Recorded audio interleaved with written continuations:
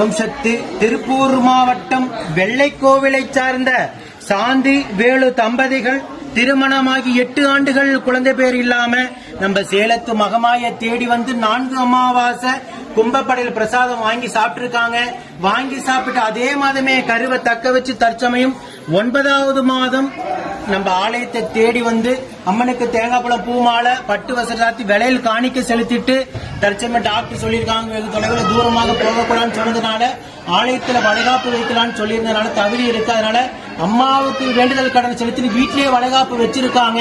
இவங்களோட குழந்தை அங்கத்துல கழுவினி இல்லாம உடல் ஆரோக்கியத்தோட வளர்ந்து நம்ம சேலத்து மகமாயி சுக பிரசவத்தை ஈடெடுத்து கொடுக்கும் நான் வேண்டிக்கிறேன். இந்த வீடியோ பார்க்கின்ற பக்த கோடி பெருமக்களாகி நீங்களும் வேண்டிக்கங்க.